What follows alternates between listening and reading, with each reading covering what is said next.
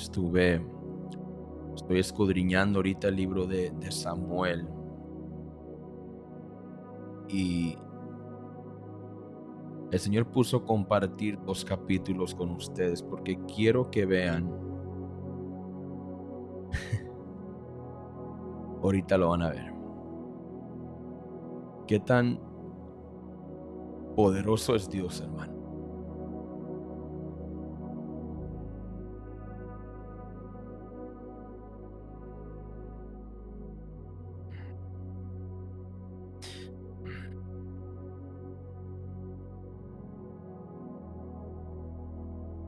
Vamos a entrar a la palabra por unos minutos, así que si gusta compartir el video, que alguien reciba una palabra, hermanos.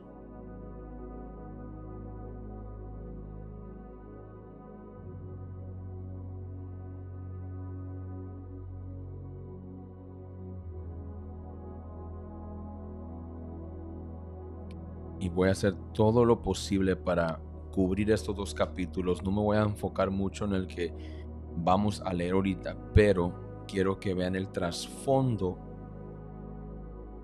y luego se den cuenta cómo es que Dios pelea por nosotros. De tal manera, hermanos, que Dios, lo diré de esta manera, no necesita de nuestra ayuda para darnos la victoria. My God. Miren, déjenme compartir con ustedes. Si usted tiene su Biblia y gusta seguirme, esta historia cubre mucho, pero quiero leerla y luego se van a ir dando cuenta.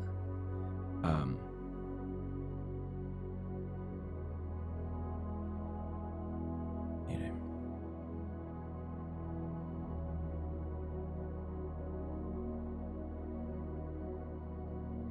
es Primera de Samuel capítulo 4. Primera de Samuel capítulo 4. Ya logré arreglar. Estaba teniendo problemas, pero aquí, hermanos, ustedes ya pueden ver mi pantalla. Amén. Está. Entonces quiero invitarlos, si tiene su Biblia, si está manejando, trabajando, entonces solamente escuche. Amén. Ok. Miren. Primera de Samuel capítulo 4. Voy a empezar a leer, ¿ok? Aleluya.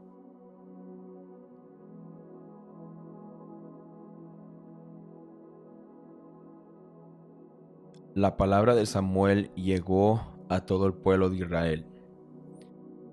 Se está para acá arriba. En aquellos días los israelitas salieron a enfrentarse con los filisteos y acamparon cerca de Ebenezer.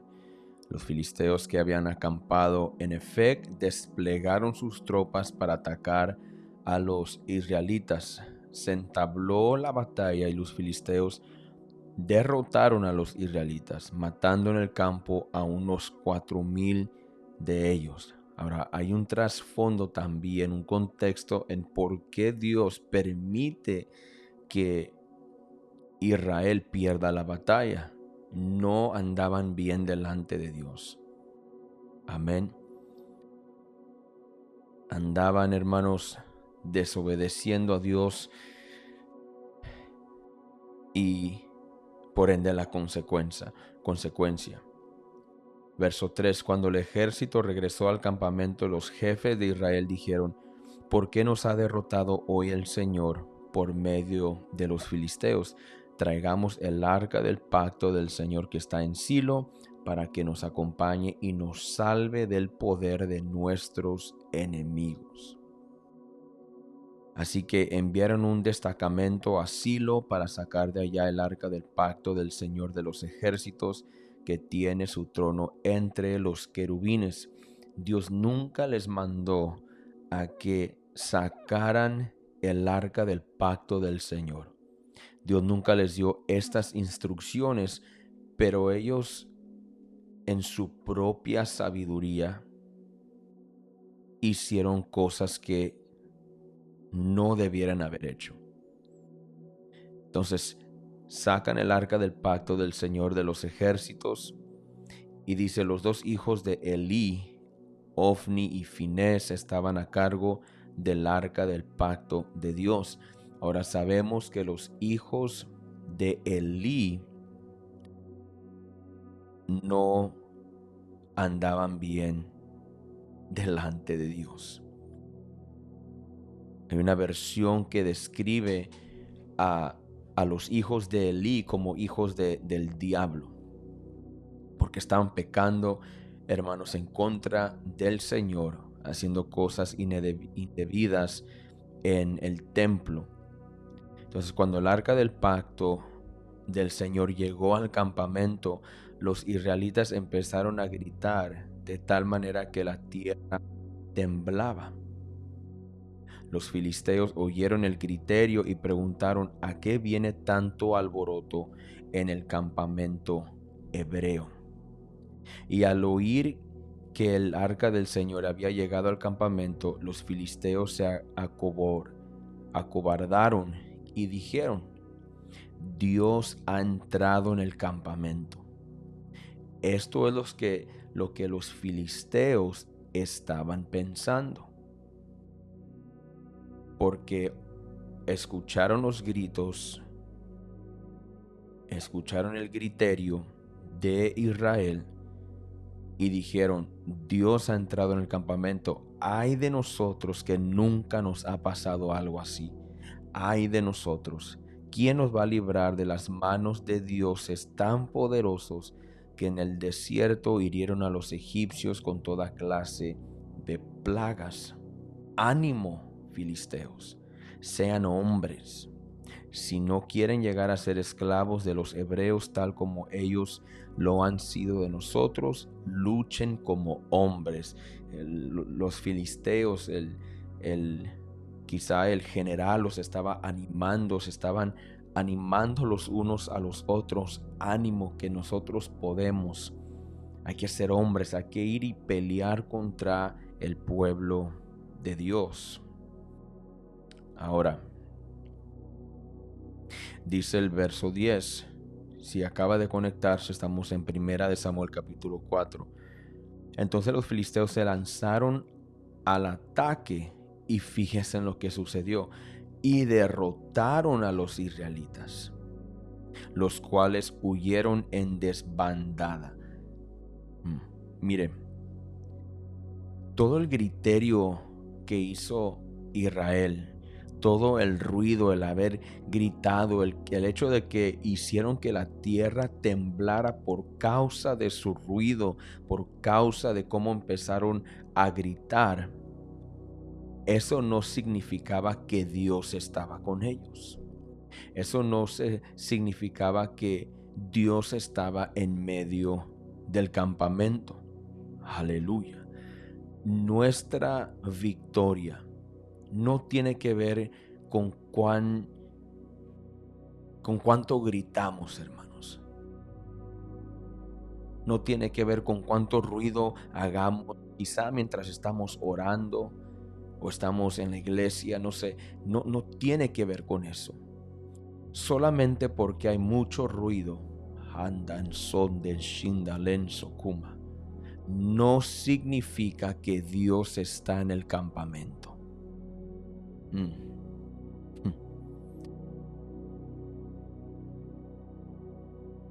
Usted puede gritar todo lo que quiera, alzar su voz todo lo que quiera, pero no porque usted haga eso significa que por causa de ello usted va a obtener la victoria. Dios no necesita que uno grite, aunque sí hay situaciones que vemos en la Biblia donde, por ejemplo, cuando Dios usa a los israelitas para derribar, perdón, el muro de Jericó. Pero en este caso, hermano, estamos viendo que llega el arca del Señor al campamento y, digamos, empiezan a gritar y a guerrear. Pero aún así, los filisteos se lanzan a atacarlos y lo derrotaron a los israelitas. Y dice, la matanza fue terrible, pues de los israelitas cayeron 30,000 soldados de infantería. Además fue capturada el arca de Dios y murieron Ofni y Finés, los dos hijos de Eli. Entonces, ¿qué es lo que hicieron los filisteos? Capturaron, se robaron el arca de Dios. Se llevaron el arca del pacto del Señor, hermanos. Y ya se le había profetizado a Elí que sus hijos iban a morir. Y no acaba ahí la historia. Verso 2 en adelante dice, un soldado que pertenecía a la tribu de Benjamín salió corriendo de enfrente de batalla y ese mismo día llegó a Silo con la ropa hecha pedazos y la cabeza cubierta de polvo. Una vez más encontramos a un pueblo que quiso pelear a su manera. Y hermano, sucede en ocasiones que nosotros queremos pelear nuestras batallas a nuestra manera, a como a nosotros nos convenga.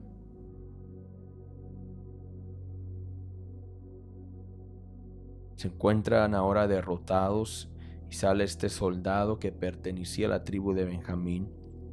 Y dice el verso 13, allí se encontraba Elí. Cuando regresa este soldado, ahí se encontraba Elí, un sacerdote, sentado en su silla y vigilando el camino, pues su corazón temblaba solo de pensar en el arca de Dios. Número uno, este hombre ni debería haber permitido que los israelitas se llevaran el arca del Señor. Pero Elí ya era de edad avanzada, había perdido su visión espiritualmente y físicamente, y permite esto. Entonces él ahora se quedaba pensando, ¿cómo estará el arca del Señor? ¿Dónde estará? ¿Por qué no ha regresado? ¿Dónde se encuentra? Cuando el soldado entró en el pueblo y contó lo que había sucedido, todos se pusieron a gritar. Y este grito ahora era de lamento, era de tristeza, porque se dieron cuenta que los filisteos se habían llevado el arca del Señor. Voy rápido, hermano, porque quiero llegar al capítulo 5. ¿A qué viene tanto alboroto?, preguntó Elí al oír el griterío. El hombre corrió para darle la noticia. Elí ya tenía 98 años y sus ojos ni se movían, de modo que no podía ver. Ya estaba ciego. Ya Elí tenía 98 años. Y miren esto. Vengo del frente de batalla, dijo a Elí el soldado. Huí de las filas hoy mismo. ¿Qué pasó, hijo mío?, preguntó Elí. Los israelitas han huido ante los filisteos, respondió el mensajero. El ejército ha sufrido una derrota terrible. Además, tus dos hijos, Ofni y Finés, han muerto y el arca de Dios ha sido capturada.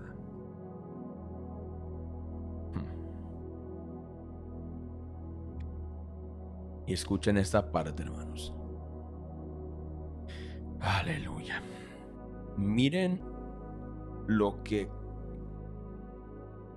conmovió a Elí, lo que lo afectó, lo que causó que él muriera. Dice el verso 18, solamente de oír mencionar el arca de Dios, Elí se fue de espaldas, cayéndose de la silla junto a la puerta. Aleluya. Aleluya. Voy a leerlo una vez más y espero que alguien pueda entender lo que la Biblia nos está enseñando. Solamente de oír mencionar el arca de Dios, Elí se fue de espaldas, cayéndose de la silla junto a la puerta. Como era viejo y pesaba mucho, se rompió la nuca y murió. Durante 40 años había liderado al pueblo de Israel. My God. Ahí lo pueden ver, hermanos. El verso 18. Solamente de oír mencionar el arca de Dios, Elí, hermanos, se cayó.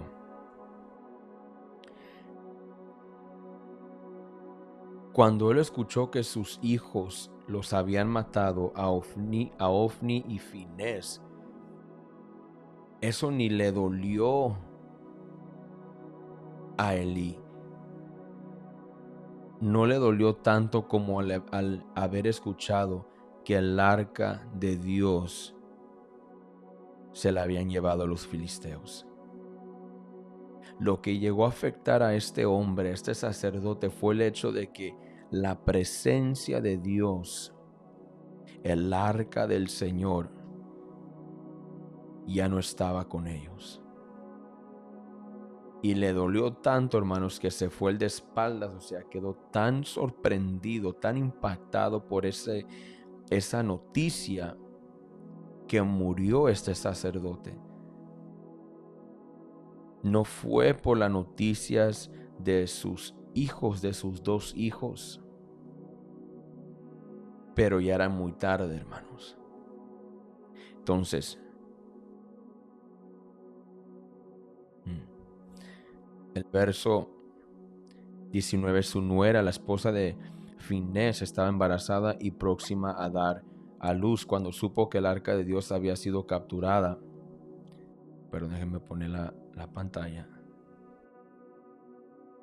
Verso 19. Y que tanto su suegro como su esposo habían muerto, le vinieron los dolores de parto y tuvo un alumbramiento muy difícil. Al verla agonizante, las parteras que la atendían dijeron: anímate, que has dado luz a un niño. Ella no respondió, ni siquiera les hizo caso. Pero por causa de la captura del arca de Dios y por la muerte de su suegro y de su esposo, puso al niño el nombre Icabod, para indicar que la gloria de Israel había sido desterrada. Exclamó: se han llevado, oh my God, se han llevado la gloria de Israel. El arca de Dios ha sido capturada. Se han llevado la gloria de Israel. ¿Y qué es lo que el enemigo busca hacer, hermanos?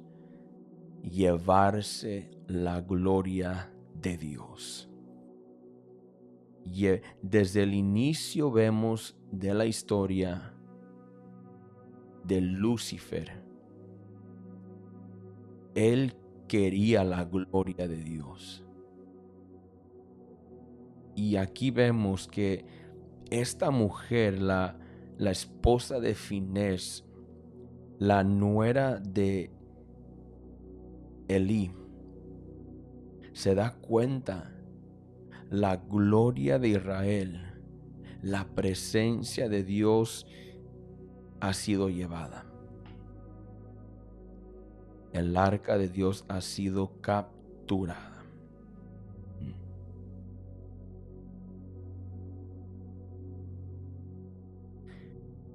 Con eso puedo entrar al capítulo 5, ya que entendieron un poco la historia detrás del capítulo 5, para que así pueda dar la palabra que el Señor me ha puesto. Y por eso, hermanos, hemos estado orando esta mañana, intercediendo, creyendo que Él va a pelear nuestras batallas. Miren esto. Capítulo 5, primera de Samuel, capítulo 5. Aleluya.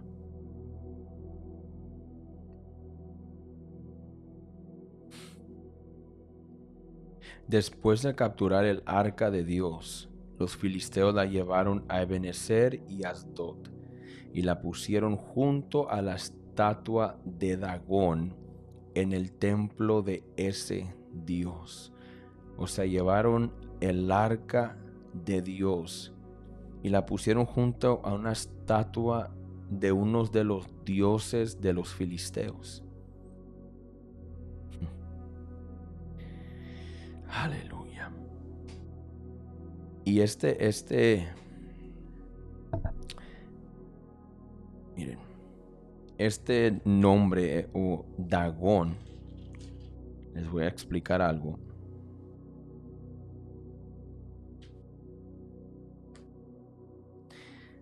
Miren, Dagón lo que significa.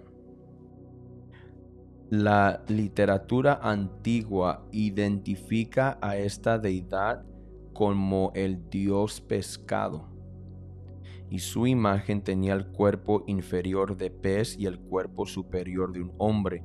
Dagón parece haber sido el principal dios del panteón filisteo y se le consideraba como el padre de Baal. Fíjense, hermano, hasta dónde llega el arca de Dios, a estar en el mismo templo de este Dios pagano, de este Dios a quien se consideraba el principal Dios, hermano, de los filisteos. Llega ahí y dice el verso 3: al día siguiente, cuando los habitantes de Asdod se levantaron, vieron que la estatua de Dagón estaba tirada en el suelo boca abajo frente al arca del Señor. Así que la levantaron y la colocaron en su sitio. My God.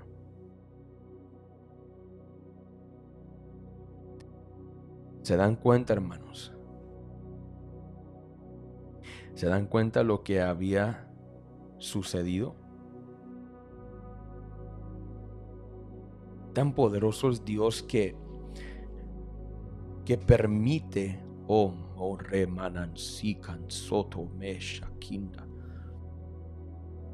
permite que el arca de Dios, permite que los filisteos se la lleven y la coloquen en este templo del Dios de los filisteos, de Dagón. O sea, Dios permite todo esto.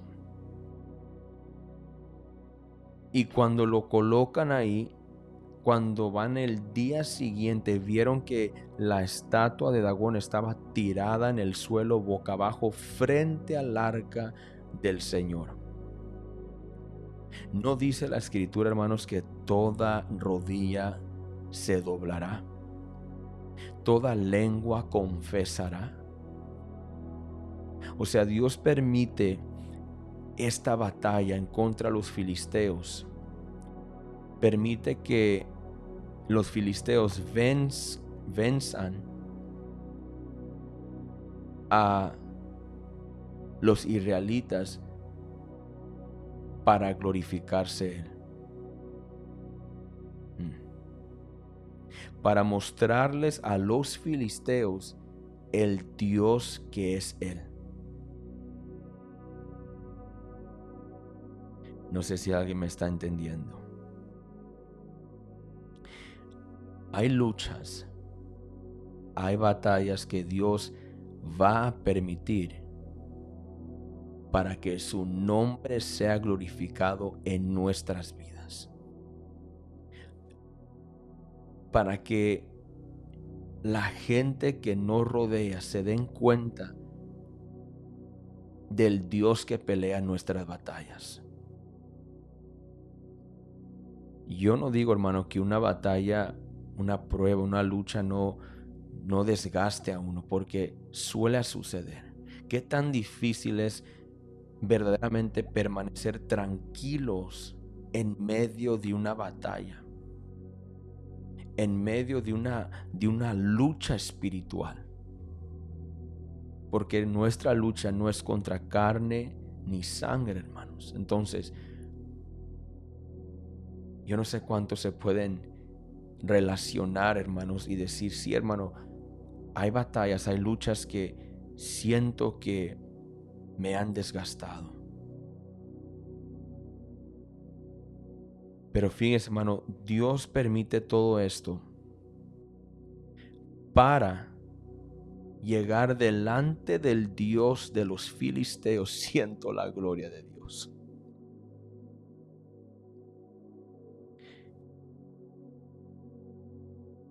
Y hacerles saber la supremacía, su soberanía, hermanos, de que el Dios de los filisteos, Dagón, no era nada para él. Oh, hermano, ojalá alguien capte lo que les estoy diciendo en el Espíritu.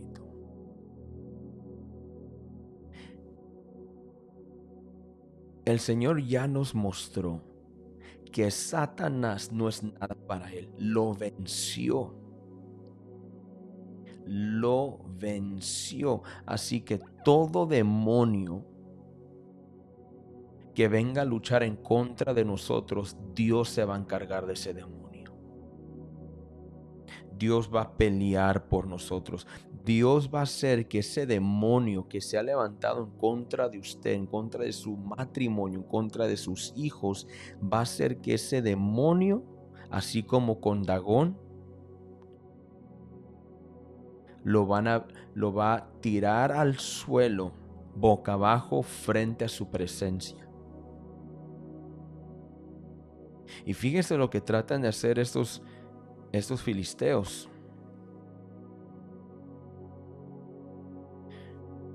El verso 4.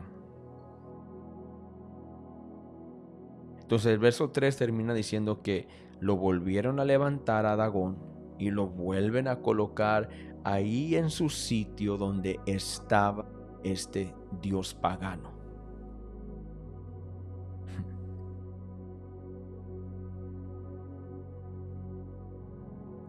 Dios hizo que cayera postrado. Dios hizo que cayera postrado Dagón, como rindiendo homenaje al Señor, hermanos. Qué tremendo es eso. O sea, cayó boca abajo, así, como declarando: tú eres Dios, yo no soy nada. Verso 4. Pero al día siguiente, después de haberlo levantado a Dagón y colocarlo en su sitio, pero al día siguiente, cuando se levantaron, volvieron a encontrar la estatua tirada en el suelo. Oh, aleluya. Otra vez, boca abajo, frente al arca del Señor. Sobre el umbral estaban su cabeza y sus dos manos separados del tronco. O sea, la primera vez cayó y no se despedazó, pero cuando cae la segunda vez, hermanos, el Señor le cortó la cabeza, le cortó las manos, separó esto del tronco, hermanos, de Dagón. Aleluya. Arreno soconde mansikaya.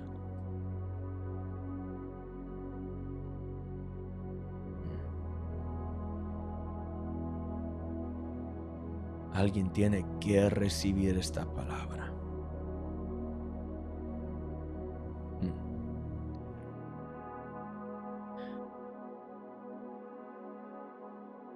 Volvieron a encontrar la estatua. Miren qué interesante, porque esta segunda vez la Biblia ya ni menciona en esta parte, no menciona el nombre de Dagón. Y en esta porción dice que volvieron a encontrar la estatua porque no era nada Dagón delante de Dios.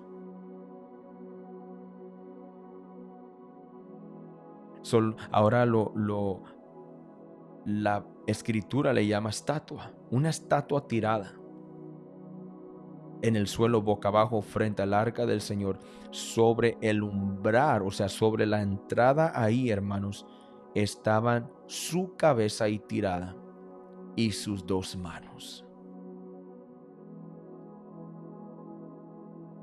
Es lo que hace Dios, hermanos, por nosotros y para gloria suya. Hermano, le cortó la cabeza a Dagón. Le cortó sus dos manos, haciéndole saber a los filisteos: su Dios no pueden contra mí. Aleluya. Yo no sé si alguien está sintiendo lo que estoy sintiendo, hermanos. Tu Dios, filisteos,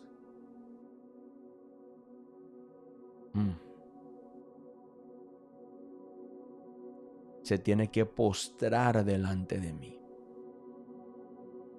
porque yo soy el Señor de señores, el Dios de los dioses. Eso debería de darnos a nosotros la certeza, la seguridad que no hay batalla, no hay lucha, hermanos, que enfrentemos nosotros, sus hijos, en la cual Dios no se haga cargo. Sí, esto se me viene ahorita, hermanos, si lo permitimos. Porque hay gente que quiere pelear sus propias batallas y no dejar a Dios que se encargue de sus enemigos.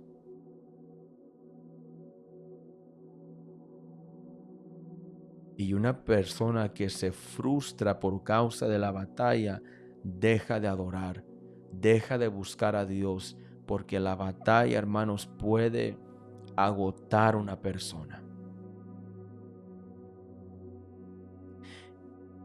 Y los filisteos pensaron: si ponemos el arca de Dios aquí donde se encuentra nuestro Dios, Dagón, el mero mero de ellos,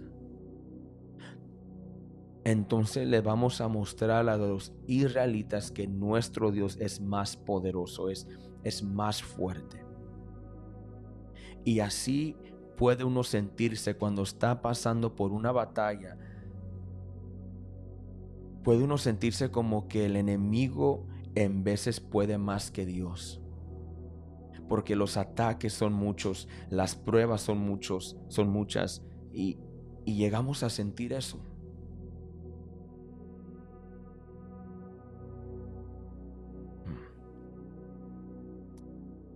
Pero yo declaro que el Señor le va a cortar la cabeza a todo espíritu inmundo, todo demonio que se haya levantado en contra de usted, en contra de su casa, en contra de sus hijos, en contra de su ministerio, en contra de su llamado. Hoy el Señor le va a cortar la cabeza a ese demonio y sus manos en el nombre de Jesucristo. Alguien reciba esta palabra, hermanos. Aleluya. Aleluya. Vamos a terminar, hermanos. Me faltan 10 minutos. Aleluya.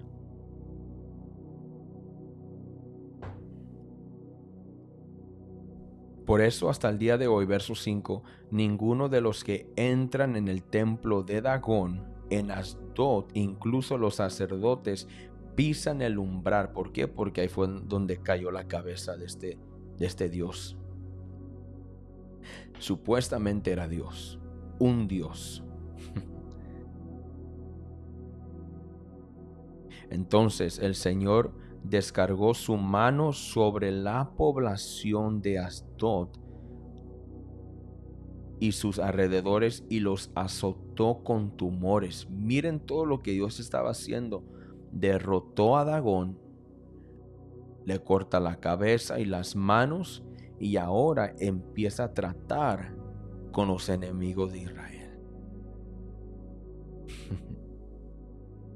La gente de Asdod reconoció lo que estaba pasando y declaró: el arca del Dios de Israel no puede quedarse en medio nuestro, porque ese Dios ha descargado su mano sobre nosotros y contra nuestro Dios Dagón. Se estaban dando o se dieron cuenta que el Dios de Israel era más poderoso. Aleluya. Aleluya. Se estaban dando cuenta que el Dios que Dagón no podía en contra del Dios de Israel. Una vez más confirmando quién podrá en contra los hijos de Dios, hermanos. ¿Qué podrá levantarse o venir en contra de nosotros si el verdadero Dios está a nuestro favor?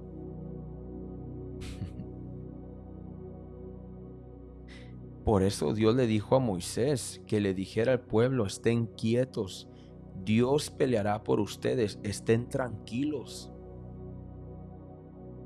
Ustedes mismos van a ver la salvación estando quietos. No les dijo el Señor que gritaran, que hicieran mucho ruido. Quietos. Quietos.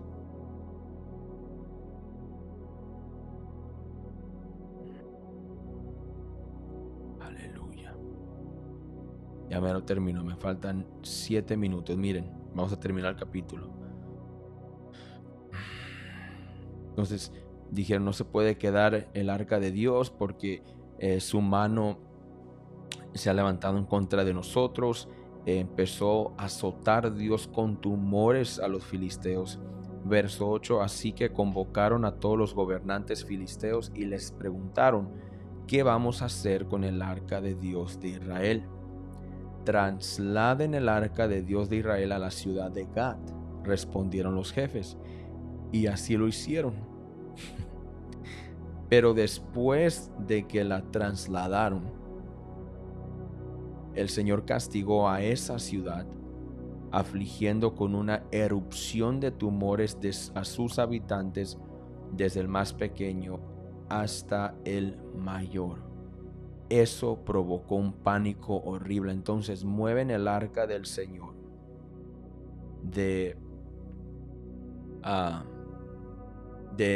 dice de Ebenezer Asdod, y luego la mueven a Gat, y a donde la habían trasladado, ahí el Señor empezó a castigar a esa ciudad. Entonces llegó juicio en Asdod y luego llegó juicio en Gat.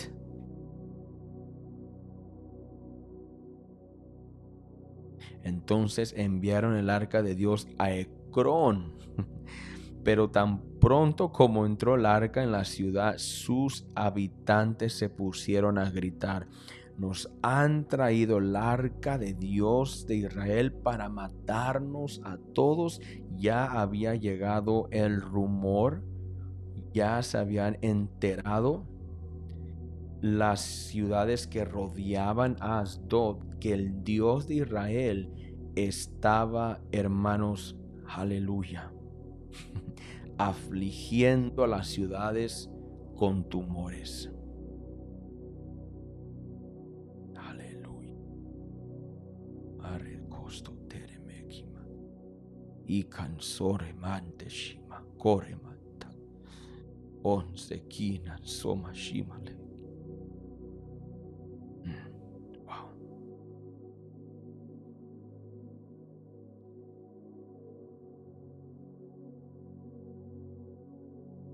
¿Saben lo que el Espíritu Santo me ponía, hermanos, mientras yo leía esto?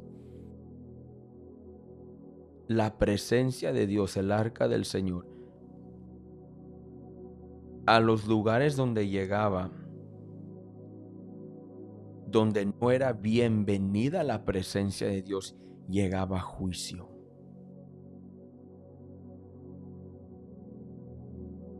Lo voy a repetir, donde no era bienvenida la presencia de Dios, ahí, hermanos, Dios afligía a esa ciudad.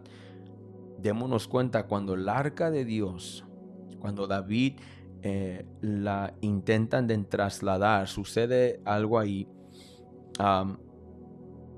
pero la llevan a la casa de Obed-Edom. Algo que quizá no tuvo que haber sucedido, porque el arca del Señor tenía un sitio donde debería haber sido o haber estado colocada. Y vemos en la historia de David que pasó lo mismo, se habían llevado el arca de Dios a otro lugar. Pero como Obed-Edom quería, anhelaba, deseaba que la presencia de Dios estuviera en su casa, como él le dio la bienvenida a su presencia, Dios bendijo a Obed-Edom. Dios, hermanos,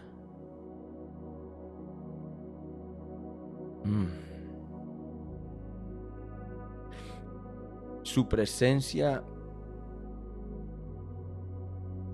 se hará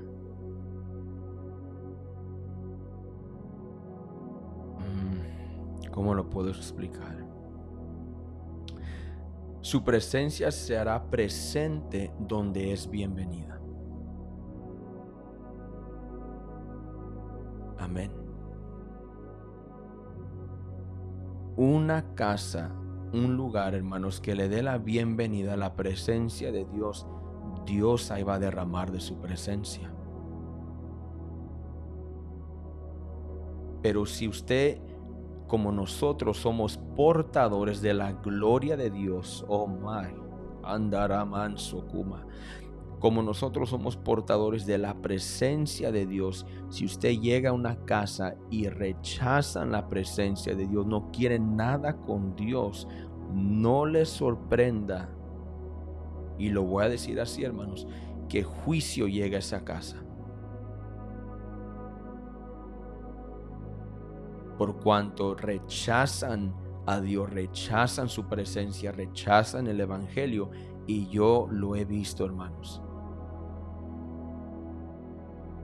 Que a esa familia quizá no le iba lo mejor del mundo, pero en cuanto usted va y rechazan, usted se sacude el polvo de los pies.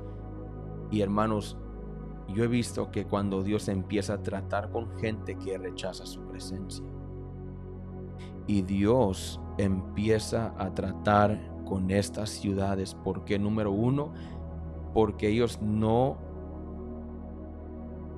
reconocían a Dios como el Dios que Él era. No lo estaban honrando.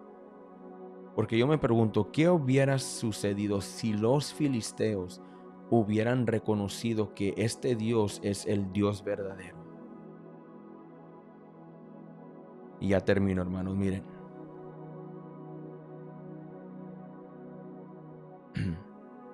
Entonces empiezan a gritar esta ciudad cuando llevan el arca de Dios a Ecrón. Entonces Asdod, Gad, y ahora lo llevan a Ecrón.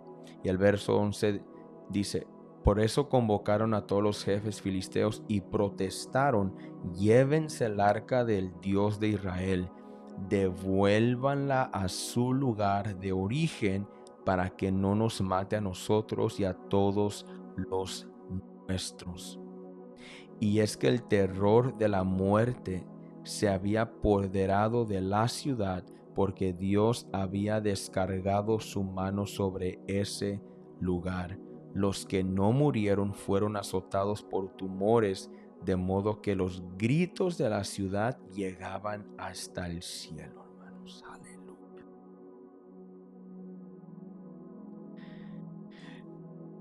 Dios no ocupó que Israel peleara la batalla. Dios no ocupó que Israel, porque no... Miren, hermano, qué tan tremendo es ver la mano de Dios, que aunque Israel no estaba bien, Dios intervino. Y Dios empezó a pelear la batalla por ellos sin que ellos se dieran cuenta de lo que estaba sucediendo en estas ciudades. Siento la gloria de Dios.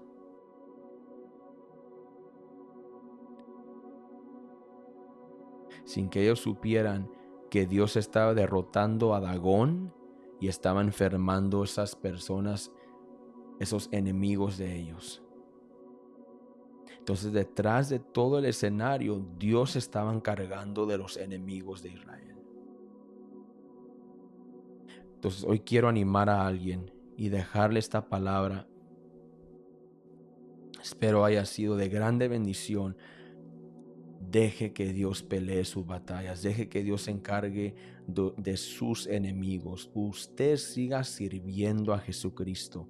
Siga ganando almas. Siga predicando. Siga trabajando para la obra del Señor. Siga cumpliendo su misión, su llamado. Y deje que el Todopoderoso se encargue de sus enemigos. Esté quieto. Esté quieto. Y usted verá cómo Dios pelea sus batallas. Y usted verá cómo Dios le corta la cabeza al diablo y a todo demonio que quiera levantarse en contra de usted. Aleluya. Aleluya. Perdón. Hermanos, espero esta palabra, este tiempo que hemos pasado en la presencia de Dios. Sé que Dios hizo algo en el corazón de muchos.